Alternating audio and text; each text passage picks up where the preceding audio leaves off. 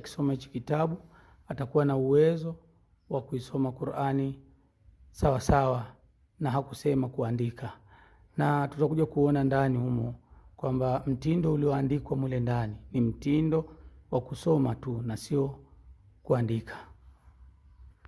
Na kitabu cha Qaidatu Baghdadia nacho kadhalika kimekusudia kumfanya mtu ajue kusoma na sio kuandika. Na nadhani kwamba hawa watunzi wa vitabu vyote hivi viwili, kitabu cha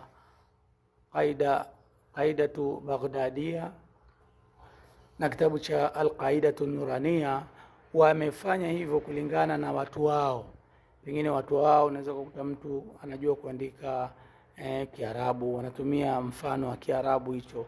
Kwa hiyo wakaona muhimu ni kujua kusoma.